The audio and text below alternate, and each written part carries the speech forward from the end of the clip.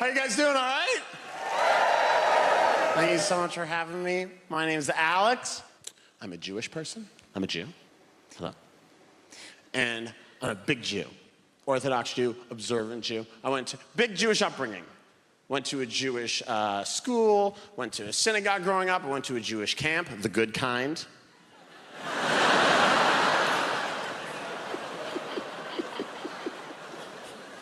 I remember the first time I was aware of being Jewish. I should have been aware like 8 days in, but you're not really around when they...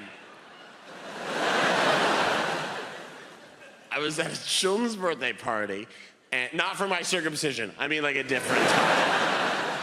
That would be an awful children's birthday party. If your kid came home and you're like, how was the party? And he was like, there was the worst magician I've ever seen. And the goodie bags were fucked. I was at a children's birthday party. I'm like 5 or 6 years old, and I reached for a slice of pizza that had some sausage on it. My grandfather was there, and he slapped my hand away, and he said, you can't have that, we're Jewish. And I said, what does that mean? And I'll never forget this. He went, it means you'll never be happy.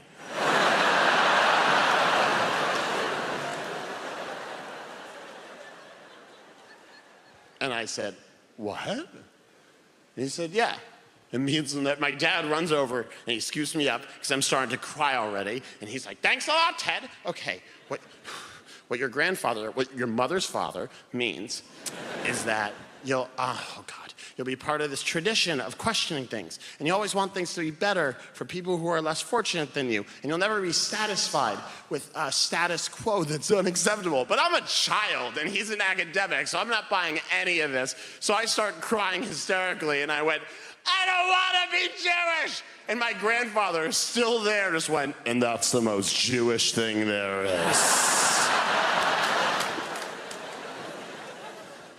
By the way, I have a lot of love for my grandfather, but I think, like, it's a tough time to be a young person in the world right now. I think it's a tough time, and here's why.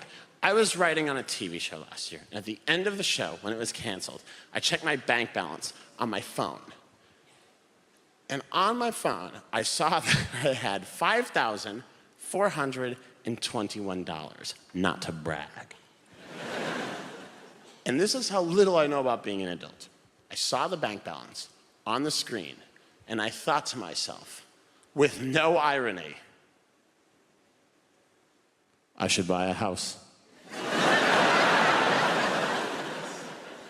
Not a big house, one of those small $5,000 houses. How is any millennial ever gonna own a home? How is any young person ever gonna own a home? It seems impossible, and it's made me hate old people. I see a few of you in here tonight. I hate you. Because every old person in a city like London or LA or New York is the same. They're like, my house is worth £2 million, but when I bought it in 1981, I paid 11 raspberries for it.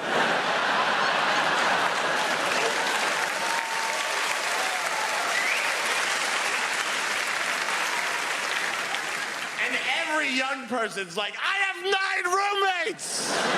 One of them's a dog with rabies. We love to get him out, but his name is on the lease.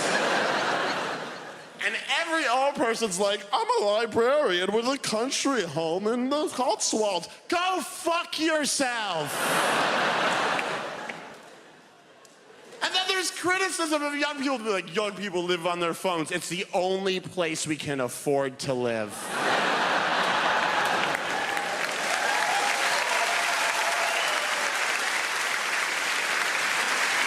By the way, our governments are the oldest governments. Like, the US government has the 3rd oldest government in the world. It's Croatia, Mozambique, the United States, and the UK is 9th. The average age of a US politician is dead. All of our leaders are crazy old. It's a gerontocracy. John McCain died last year, the guy who ran for president against Obama the first time, and people were like, what a tragedy.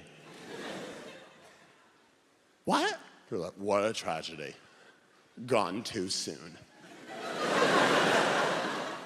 No, he should have died 25 years ago.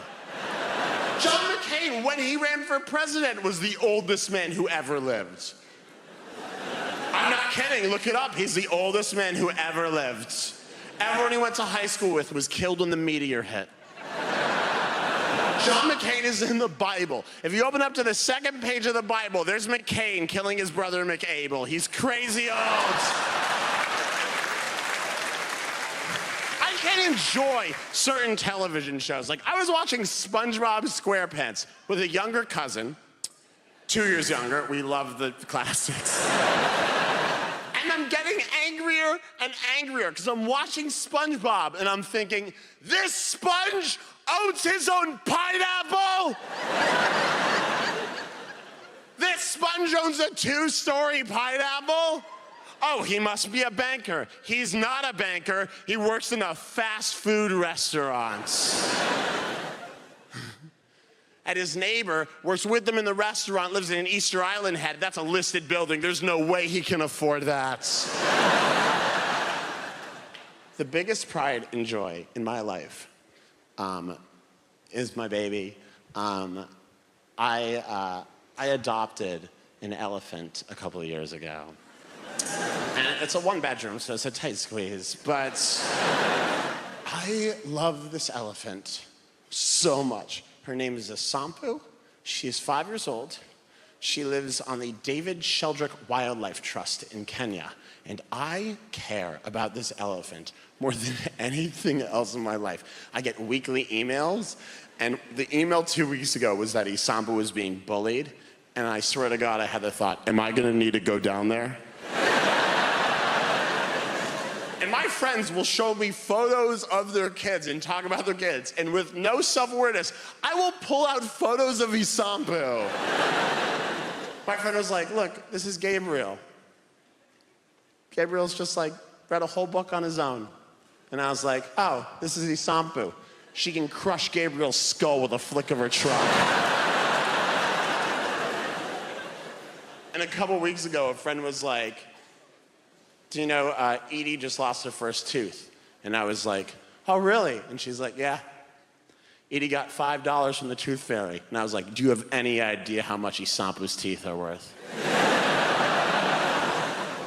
By the way, here's why I love the UK, and I've come here on and off for 5 years, and it's the place I started making a living as a comedian, and it's the place that I consider a second home.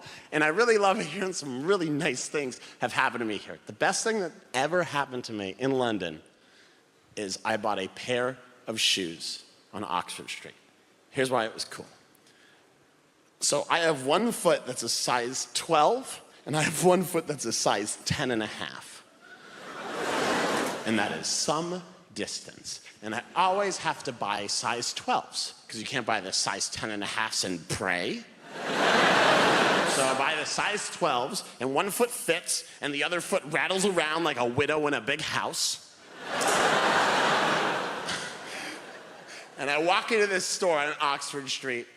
I need new shoes. And I explain the situation, and this guy behind the till just went, oh, that's okay. We'll sell you one shoe that's a size 12 and one shoe that's a size 10 and a half. And I started to cry in a men's shoe store. And you could see him, because he's British, so comfortable with emotion. He was like, oh, no, no, no, no. It's not that big a deal. And I'm like, it is a big deal. I've always felt different. So much. He just goes, oh, it's fine, it's fine. And he's ringing me up. And I said, hey, out of curiosity, like, what are you gonna do with the orphan shoes? And he said, what?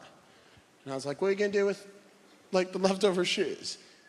And he genuinely said, oh, we'll hold on to them, just in case someone with the exact opposite situation comes into the shoe store. And I was like, if that happens, you give that guy my number. Because we are buying shoes together for the rest of our lives.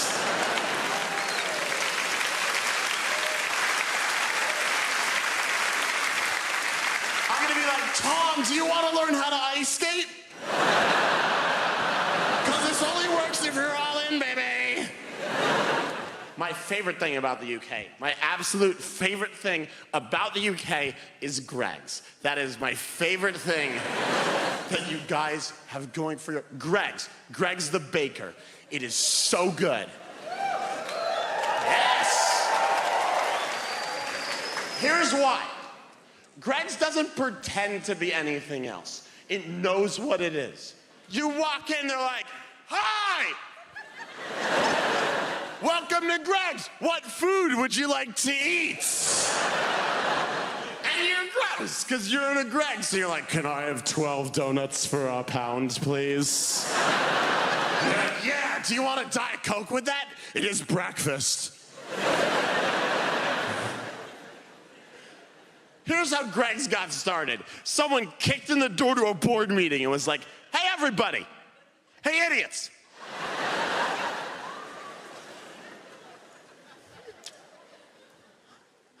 Let's sell pastries.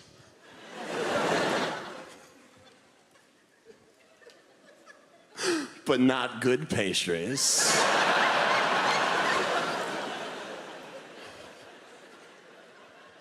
And everyone was like, Greg.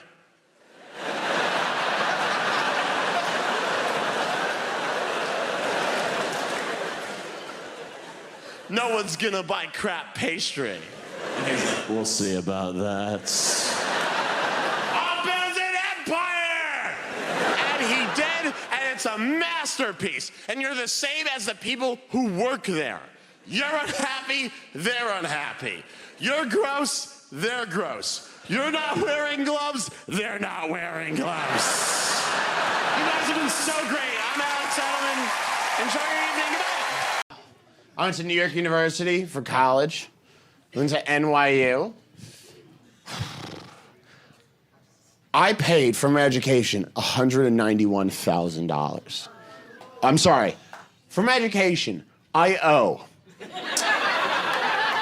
$191,000. And by the way, NYU has no campus. I didn't know that. It was the only school I got into. And I showed up on the first day, and I dropped my stuff off at the dormitory, and I was like,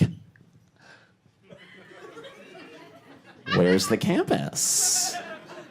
And the RA giving the tour went, what campus? And I said, the college's campus? And I swear to God, this guy, his name was Thrace. I'll never forget this. Thrace went, Alex, the city is your campus.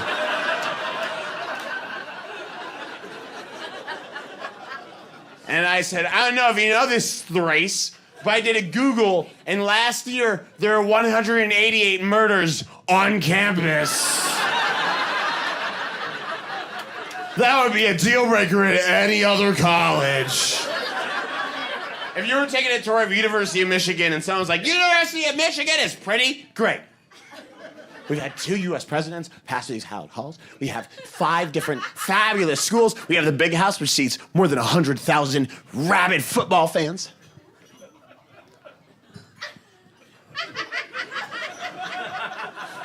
There is one thing. Every 2 days, someone gets shot in the face, but it's not a big deal. It does happen on campus.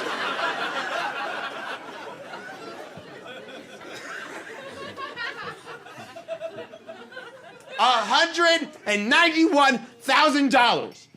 And the reason I paid that was because someone was like, you can't get a job without a degree. And like, as it turns out, you can't get a job with a degree, but no one told me that. I studied philosophy. I studied philosophy and classics. I thought classics was classic rock. It's not classic rock. It's Greek stuff. You can't get a job with Greek stuff. You can't walk into an office with a resume and be like, hi, I'm here to apply for the position of Zeus. Because they'll be like, Zeus is not an entry-level position. You start a Hermes and you gotta work your way up.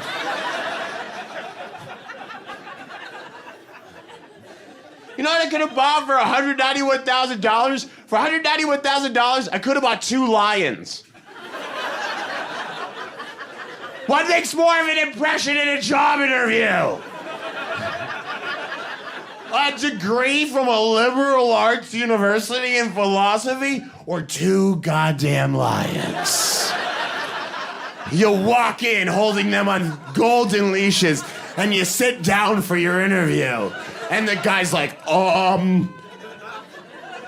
what are you looking for in the position? Oh, we're looking for someone with leadership skills. I am head of the Pride. What do you bring to this company? 2 lions. This is Thor, and this is Mufasa.